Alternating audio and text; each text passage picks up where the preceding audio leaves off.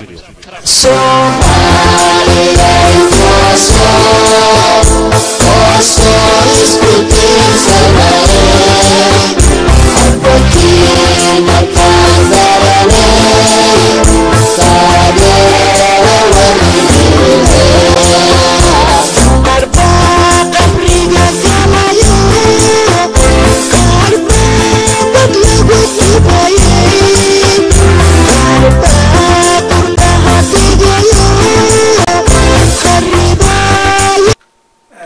waxaan u maleynaa inaan kusoo dhaweynaya hadda Jamaal Xusman isagoo Germankii Jubaland diaspora isaa wixii information dheeraad naga siin insha Allah. Jubaland Diaspora Association sidoo halka uu ku qoranba waa isu taga dadka qurbaha jooga ee Soomaaliyeed ee ka soo jeeda ama degan gobolada Jubbooyinka.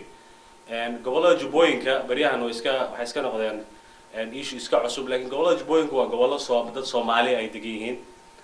oo waliba Soomaalida inta ugu badan ay degan tahay. Jubbooyinka marka loo saddex gobol baa laga hadlayaa. Gedo oo magaceeda originalka uu yahay Jubbada Sare, Jubbada Dhexe iyo Jubbada Hoose. Saddexdaas la isku dhahaa Jubbooyinka. Marka anagu waxaan u istaagnay in dadka goboladaas degan iyo ummadda Soomaaliyeedba kulligeedba ama rabta inay degto gobolkaas ama ku nool hadda inay hesho nabad, inay helaan cadaalad, inay helaan sinaan, inay helaan nabadgelyo waarta oo marka aad fiiriso Soomaaliya marka laga sheekeynayo gobolada koonfurta markii loo dhibku u badan yahay wuxuu sii badan yahay gobolada Jubbooyinka oo cid walba ku dagaalantay cid walba dhib ka soo gaaray. Marka anagu waxaan u istaagnay waxaana dhalinyaro Mareykanka degan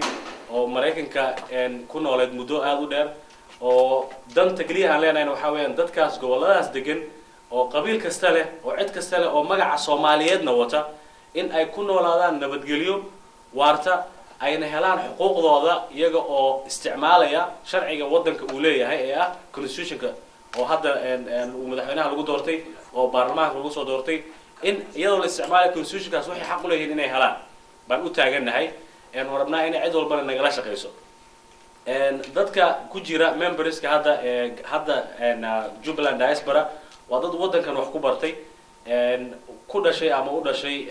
ma raba inay nolosha gobolka Jubbooyinka wax ka bedelaan. Aniga gaar ahaan waxaan ku dhashay magaalada Muqdisho 90kii baan ka soo qaxay dib dambena uma noqonin. Soomaali calan ay leedahayna meel ka tahay xataa markii in la hada inaan ku noqon doono Ilaahay baa og laakiin waxaan rabaa dadka ku nool Soomaaliya oo dhan gaar ahaan hadda gobolada Jubbooyinka oo dhibka ugu badan qaxootiga ugu badan dhibka ugu badan ka taagay inay helaan nabad oo aan energy iyo wax walba inaan geliyo oo aan ka shaqeeyo arintaas inay socdo anigoo isticmaalaya dhammaan walaalahay Soomaaliyeed ee halkan ku nool ama ku nool Jubbooyinka ama Muqdisho ku nool ama Soomaaliya meel walba kaga nool anaga intaas uma u taaganahay waxaan rabnaa gobolkan kaliya ma aha gobol kasta oo Mareykanka inaan tagno oo arintaas aan dadka aan u sheegno anagoo aan cid gooni ah u taagnayn waa laga yaabaa inaad meelaha halkaas ka maqasho lagu dhaw ama qof gooni weeyaan ama anigu qabiilna ma garanayo mana doonayo inaan gartaba qabiil Soomaali ba intaas ay ugu filan aniga oo iga badan waliba marka waxaan rabaa qof kasta oo Soomaaliya ama Hargeysa ku noolaado oo Somaliland hala baxo ama Boosaaso ku noolaado oo Puntland hala baxo ama Jubaland ku noolaado Kismaayo hadda Jubaland hala baxo waraba uu la baxo inuu nabadgelyo ku noolaado oo xaqiisana inuu helo oo uu la sinaado qofka Soomaaliya kale inuu la sinaado intaas oo baan aniga ka shaqeeyo waxa laga yaabaa in Soomaaliya aan ku noqonin ba oonan arkinba waan jeclahay inaan ku noqdo laakiin waxaan aad u rabaa in wadankaas uu nabadgelyo helo qof walba Soomaali uu nabadgelyo ku noolaado arintaas aan u taaganahay hadana Jubaland Diaspora Association marka halkan intaas ku soo koobaya soo dhaweynta magaalada St. Cloud gaar ahaan ay soo dhaweeyeen aad buu u mahadsan yihiin intiina meesha fadhida iyo inta hadda soo socota iyo inta magaalada nagu soo dhaweysay waa mahadsantiin marka aad bay ii danqanaysaa magaalada Kismaayo iyo Jubbooyinkaas marka arkay dhalinyarada walaalada iyo meesha u istaagay Minneapolis waan qiirooday shaqadeedii oo dhan baan iskaga tagay waayo waxaan waayay dhalinyaro Soomaali ah oo gobolka danaynayso markay igu soo dhaweeyeen shirkoodii oon tagay aad baan u farxay farxad waxay ii ahayd Jubaland State waayo waa gobol sidaad ogtihiin ba Soomaalidu markay dadka research ku sameeyeen ama dadka professorada ay ka hadleen waxa la yiraahdaa ilaa 100 milyan oo dad macna 100 milyan bay maartay ku noolaan kartaa ama intifaaca ka soo baxay ku filan tahay Soomaalina waxaan maqlaa 10 milyan 9 milyan ba marka Ethiopia iyo Soomaaliya la isku daray inuu gobolka ku filan baan aaminsanahay marka maadaama uu gobolkaas uu kheyraad badan yahay Soomaali oo dhan iyo cidda deriskana oo dhan uu ku filan yahay marka walaalayaal inaan maaragtay annagoo niyaddanada isku saafi ah oo caloosha ninka kale wax ku haysanin inaan si kalsooni aan u istaagno oo isku duubnaano oo garab u noqono ayaa maaragtay aan idinka barayaa tan kale. السلام عليكم ورحمة الله وبركاته. قلت أنت اللي متعاون حريصته دان عبدي سودان علي سكر الله حريصته. أنا أقول ضد بدن بكاقاني على سكر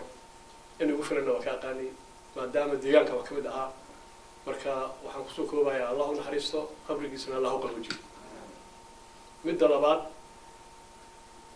أنا أقول جبل المركا عاركو magaca ma xasuusana 1962 lixdan iyo labadii hadda nin baa ila fadhiyay meeshan meel ay ku taal aan arki jirnay 1962 qofkii tagaa yaqaana Kismaayo isbitaalka weyn Kismaayo marka la fiiriyo dhinacaas waxaa ka xiga daarta Ibrahim Wallahi hotelka ahayd dhagax yar oo meel taalo oo kale ayaa ku hordhisan laakiin waagii hore Ingiriiska waxa lagu keedin jiray galeyda marka meeshaas anagoo yar markaas iskoolad ka dhuumanaan qabow bay meeshaas iska tagi jiray marka magacaan ku arki jiray aniga waagaas Jubbaland ma aqoon waxay tahay marka taariikh bay leedahay in aad duulaaymo marka horta way fiican tahay jubbada sare iyo jubbada hoose haday isu imaadeen wax suubsanayaan ana gidan ba dhahay jubbada sare iyo jubbada hoose waxa jira magac hore wuxuu ahaa haddaan soo qaadano faafadhuun mayka reebi kurkurmeerso والكبحن واميدو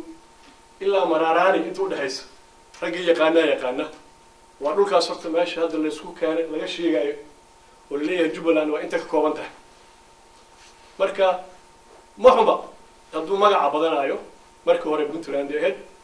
وحاكل حكتي قاتم استيد جبلان لكن دتكم الناس وتجار خصوصا وفي عنده صدقنا مركب حسوبسان هدي روان هاو تجان قلوين كمقدشو هاو تجان قلوين كحبين حياة قلوين كجلمود هاو تجان فرد سومالي وسوق ماليسا ما لك لا مارمو مركاني وحن تاجر سنة هاي مع جبلان هدايا مركب سوق جلان محمد كبتماي وحنا نصيب درا أنا قلت لي إنه نوغير تنور الوامود ما أنت جبلان وخلايا غبرايا قلت لي رقم مارمو إذن قلت لي وكلين وحرق بدين ورتان dagaaladii Soomaaliya ka dhacay oo Kismaayo marna laga saaray marna isku qabsanay ragii wax ka qabtay galtibay ahaayeen maanta jubbada hoose maalka yaala galtaa iskale reer waamood waxa u mara arrinta isku sheeg mana dagaalamaan reer waamoodka laakiin way nacbayn waa dhow shir ka dhacay Minneapolis laga hadlayay waxa la yiri waraana galtida aan ka noqon reer waamood aan wada hadalno reer waamood maxay qaban karaan waxa ma qaban karaan hanoo duceeyo reer waamoodka marka anigu waa taageersanahay waa jeclahay in wax noqoto wax soo zaa'iday waaye ilaahay ma hadis waaye maanta hadii weli isugu yimi warnimo aan maamul dhisano ma hadira maamulo waa dhistay qaar waa la suuri qaar waxa la yiri reer baa dhistay tar reer ma jireer baa isugu imaadeen sidii ka adu sheegay jireer baa isugu imaadeen ma hadira jubbada hoose iyo jubbada dhexe iyo geedada ashaygiisa ma nimantima adeega degan oo deegaani marka jubbada hoose laga soo qabtay jubbada dhexe niman si bawaraanga laga keenay degan si bawaraanga waa Tanzania niman laga keenay degan nimankan mushunguriga leeyahay xukunka waxbay ku leeyihiin waxa ka dhashay nimanka reer Kismaayo ka yaqaanay ninkii la baxay sarti Kismaayo ku taalay lixdameeyada dhisay dadaal waa gaari doonta makoma marka yaan la isdhihin ruuxan qabiilka isku raacayaan la dhihin aniga waxaan ka wadaa jileec iyo jareer ayaa isugu yimid meeshaas ilaahay guul ha ka gaarsiiyo waana ku faraxsanahay assalaamu calaykum waraxmatullahi wabarakaatuh dhammaan odayaasha iyo dhalinyarada iyo aqoon-yahanada iyo gabdhaha ummadda meesha iskugu timid dhammaantiin waa salaamantihiin salaan kadib aniga waa Cabdisaal Cumar oo mataqaana ku nool mataqaana magaalada Sankalood jooga mataqaana kana mid ah mataqaana qurba joogta mataqaana wadanka Mareykanka gaar ahaan mataqaana state Minnesota oo aad iyo aad ayaan galabta meeshan ugu faraxsanahay isku imaatanka faraha badan ee mataqaanaa ummadda Soomaaliyeed meeshan iskugu timid waxaan kaloo mataqaanaa aan tacsi u dirayaa inna lillahi wa inna ilayhi raaji'uun Suldaan Cabdi Suldaan Cali Sonkor oo ku geeriyooday mataqaanaa waddanka Kenya laguna aasay magaalada Kismaayo suldaankaas jannada Allah geliyo waan u ducaynaynaa kulligeen inna lillahi wa inna ilayhi raaji'uun mataqaanaa suldaanku wuxuu ahaa suldaan aji suldaan Soomaaliyeed buu ahaa intuu ka qayb qaatay taariikhda waad maqlayseen inta shirka ka qayb qaatay isku keenka ummadda Soomaaliyeed nin nabadeed buu ahaa nin weyn baan naga baxay aad iyo aad baan ugu tacsiinaa inna lillahi wa inna ilayhi raaji'uun inta mataqaanaa waa tacsiin suldaanka inta kadib anagu mataqaanaa qurba joogta mataqaanaa sankaloor baan nahay waxaan aad iyo aad mataqaanaa u taageeraynaa jubbooyinka aad baan u taageeraynaa maamulka ka jira ee ku meelgaarka iyo mataqaanaa nidaamka ka jira waan taageeraynaa ummadda Soomaaliyeed ee meesha wada deganna waxaan aad iyo aad mataqaanaa ugu rajo weynahay anagu haddaan qurba joogti in dadka mataqaanaa la walaaleeyo in nabad laga dhaliyo oo nabad mataqaanaa dadka lagu soo dabaal 22 sano ay dadka dagaal ku jireen iyo dhibaato iyo qax iyo qaxootinimo iyo dhibaato ummadda Soomaaliyeed meel kasta ay joogaan iyo dadka hadda meesha joogay mataqaanaa maamul ku haya aad iyo aad waxaan uga codsanaynaa dadka in la nabadeeyo oo nabad lagu soo dabaalo oo si walaalnimo iyo ehelnimo iyo Soomaalinimo in halka mataqaanaa laga muujiyo dawladda Soomaaliyeedna iyadana waxaan ugu baaqaynaa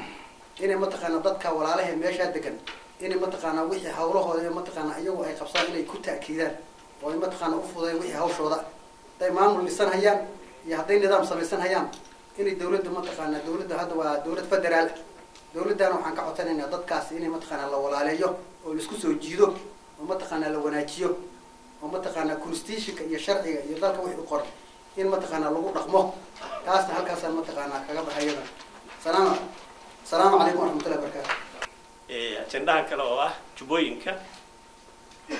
waxay la tahay jubbooyinka waxa uu keliya ku aadantahay arrinteedu taageero la taageerayo hawlaha ka socda hadda oo ah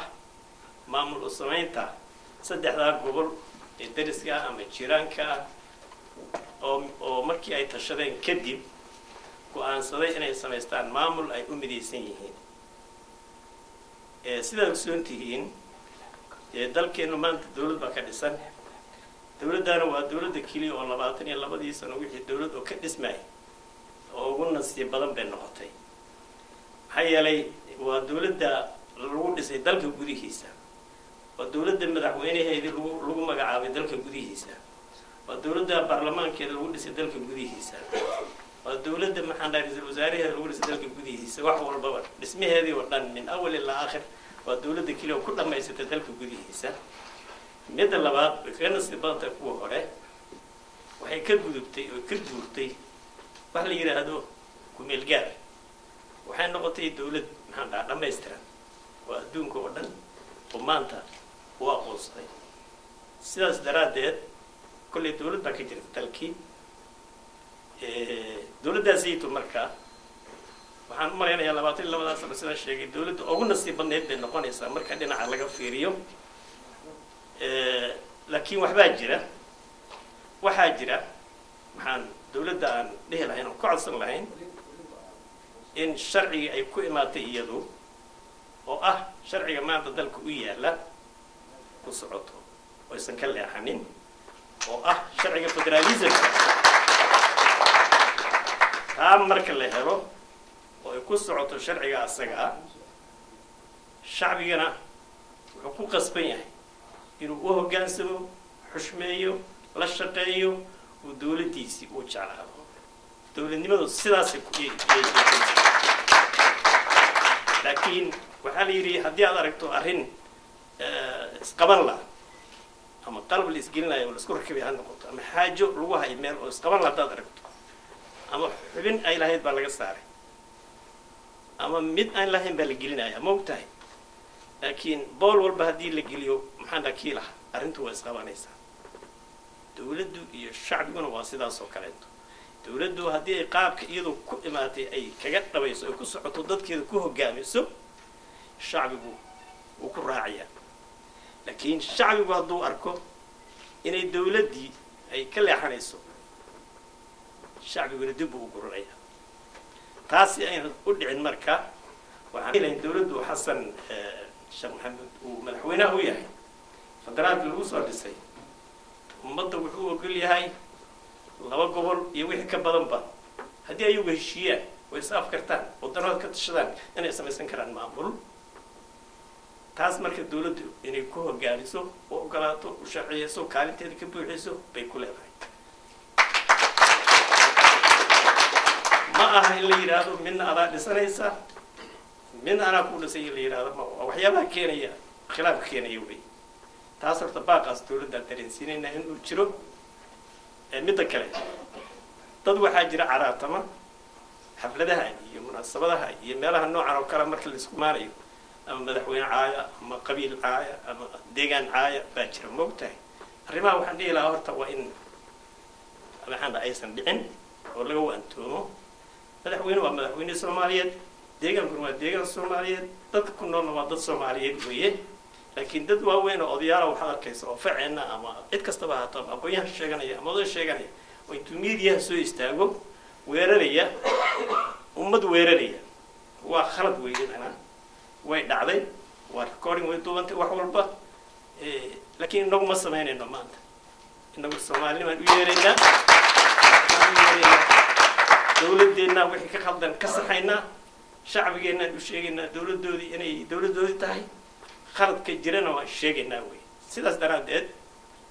kulankeena maanta wuxuu ku wajahay inaan taageerno garab istaagno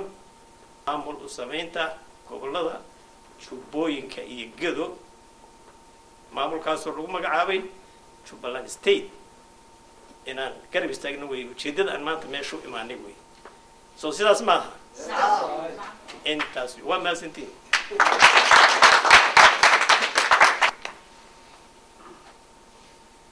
Thank you. Waa mahadsantiin dhamaantiin ugu horeynta tacsiya ayaan dirayaa sida dadkii iiga horeeyay shirkana maanta ayaa 2 arrimood ayuu ku wajahan yahay tacsiyada iyo JDA dhamaanteen eheladii laga geeriyooday ama beesha laga geeriyooday ama Soomaali dhamaan in general waxaan tacsiya halkan uga dirayaa family especially oo ka geeriyooday ilaahi jannada firdaws ilaaha ka waraabiyo Sultan Cabdi Sultan Cali Sakor eheladiisa ilmihiisa dhamaan Jubbaland Diaspora Association ayaan ka mid ahaa aniga arrintan Jubbaland Diaspora Association runtii waxay nagu dhalatay adigu dhowr bilood ka hor inagoo dhalinyaro aqoonyahana iskaashaday ayaa isku nimid waan ka wada hadalnay waxaan u qaban karno gobolkan anigu waxaan qayb baan ka mid ahay oo dumarka Jubbaland Diaspora ka soo jeeda ayaan ka mid ahay dumarkii baa is abaabulay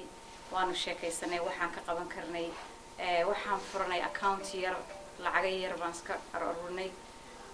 waan la xiriirnay wadankii ilmaan loo soo diray mas'uuliyadooda agoomo tiro badan baa joog meesha oo ma aragtay aan waxba ku haysan oo aan la ogeyn ama dad dhaawacmay ma aragtay dagaalada ku dhaawacmay dad qaarkood ku geeriyooday agoontii baa marka run ahaantii si gooni inaga inoo taabatay gabdhihii baan lacag yar iska aruurinay waan isku nimaanay dadkii baan la hadalnay agoontii baa masawiradoodana loo soo diray weliba waxaan si gooni ahaan u xasuustaa hooyo waxaa jirta ka mid ahayd dumarkan loo soo diray masawiradoodii agoontii waxay haystay 10 ilmood oo agoon ah runtii markaa anigu arkay masawiradaas iyo hooyada markaa arkay 10 ilmood oo agoon haysta si gooni bay ii taabatay waa iska qeyrada waan ooyayba marka alxamdulillah lacag fiican baan iska gurnay markii uu koowaad 5,000 baan u dirnay ilmahaasi oon si u gaarsiinay toos ah waxaa ka mid ahaa lacagtaas la soo guray oo la soo gaarsiiyay gabdha dumar oo St. Cloud jooga ka mid ahaa oo halkan haddana la fadhiyo iyo qaar inaga maqanba oo iyagana aad aan ugu shukrinayna arrintaas iyada ah Jubbaland Diaspora Association maxay tahay kolley waan lii faahfaahin doonaa oo waxaa jooga assistant chairman-ka oo association-ka si fiican nagu sheegi doonaa wuxuu yahay wuxuu qabtay wuxuu u taagan yahay laakiin qaybtaas dumarka ah anaga qayb baan ka geysan insha Allah waana ka geysan doonaa waxaan u baahanay support-kiina jamac in general rag iyo dumarba support-kiina u baahanay waa hooyooyin Soomaaliyeed waa agoon Soomaaliyeed waa ilmo yar yani waxyaabaha ugu wanaagsan la baxo waa qof ilmo agoon macnaha wax siiyay xataa daa wuxuu qaban weydo waxa lagu leeyahay madax ka salaax yani marka waa nii soo bandhigayna arrintaas inkastay already socotayba aan wax ka geysateen biidni illaahi nagu taakuleeya dhammaan nimanka halkan fadhiya gabdhaha xaasaska ah guryaha ka sogteen u sheega mashruuceenkaas inuu jiro hana soo garab istaagaan hana la shaqeeyaan xasanaad badan iyo ajir badan buu insha Allah ilaahay ka siinayaa nala soo istaaga biidni illah waxaan kaloo rabay inaan wax yar kulli موسي قدقلي لكن وحير بانك تعبانيا Jubaland Diaspora Association سان شيء ما قاعد JDA محكو صلي سنتا هاي وان ليش شيء دونا advocacy group ويان advocacy group يعني أقوليها سكوت من إنه هذا شو ضدك voiceless ضدك يعني أنا هذا اللي كرين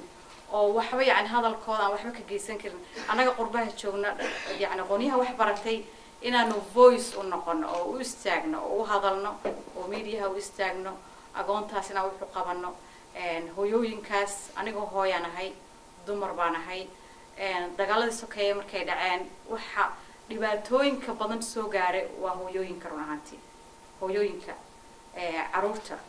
waayeelada dadkii vulnerable ka ahaa oo daciifka ahaa waa dadkii macnaha dhibaatooyinka badan soo gaaray marka we have something in common gabdhahaas iyo aniga hooyanahay marka si gooni bay taabanaysaa waana ku mahadsantihiin maanta saanoo soo Raysan Cloud waxa aad iyo aad u mahadsan dool oo shirkan nagu casumay meel qurux badan noo diyaariyay aqlintii iyo suldaamada iyo nabadoonadii halkan timid aad baa u mahadsantihiin dhalinyaradii soo baxay idinkana aad iyo aad baa u mahadsantihiin dhamaantiin assalaamu calaykum JDA maxay tahay marka wax walba horta waxa fiican inuu target leeyahay mission leeyahay missionku waa maxay waa waxa inaynu ku dhaqanaa JDA Jubaland Diaspora Association qorshaha loo sameeyay ma aha mucaawina inay gobolka gaarsiiso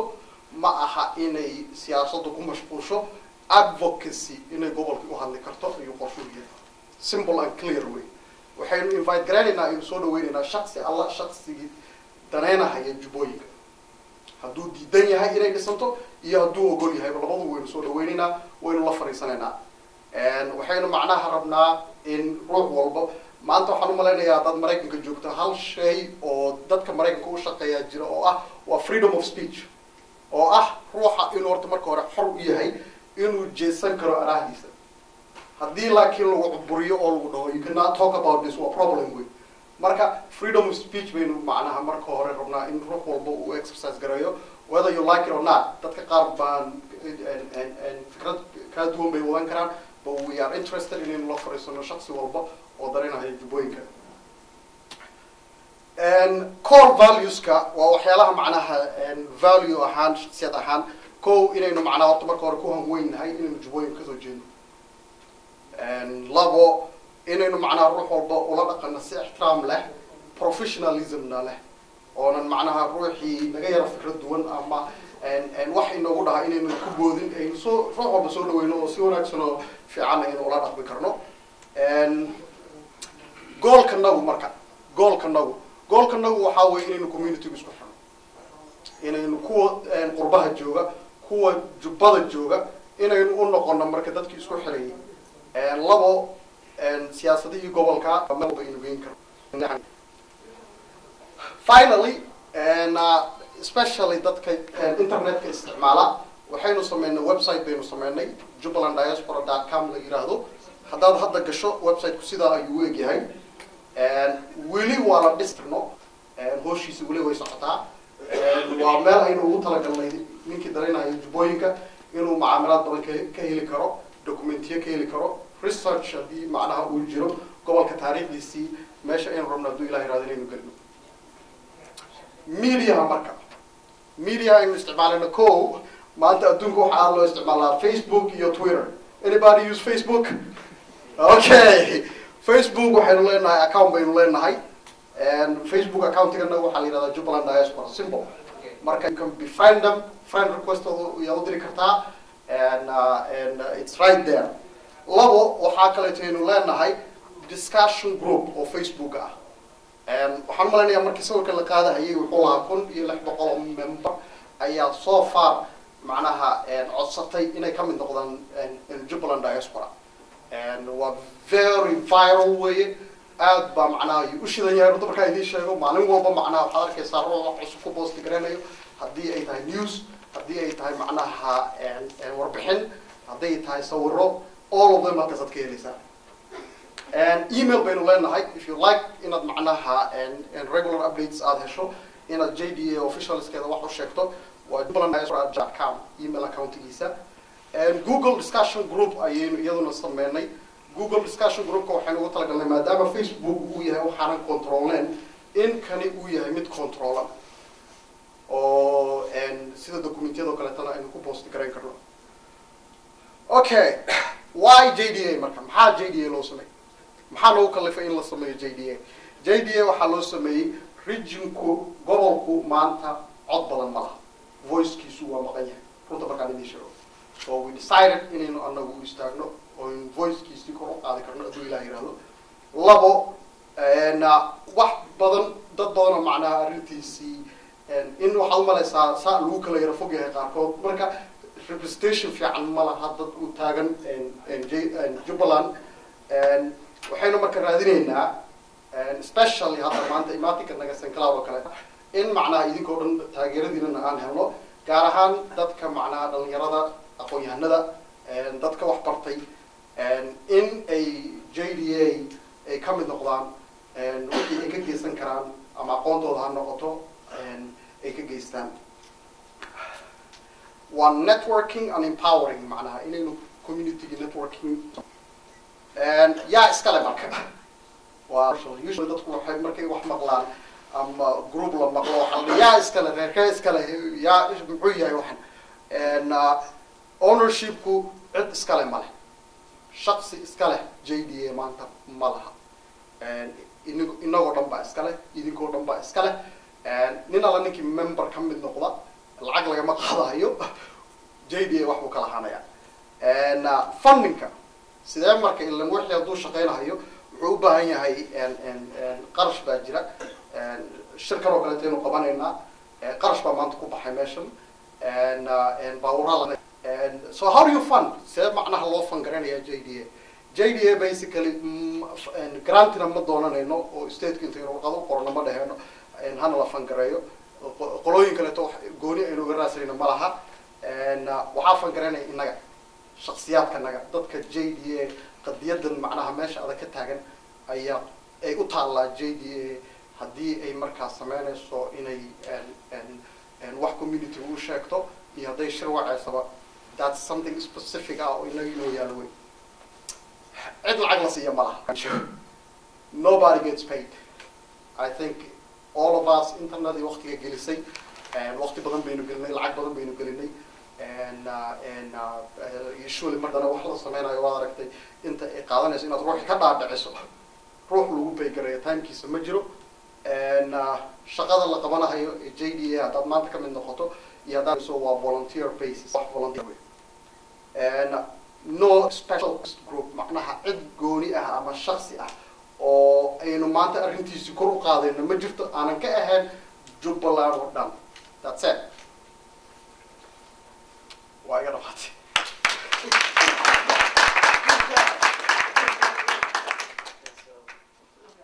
Arriba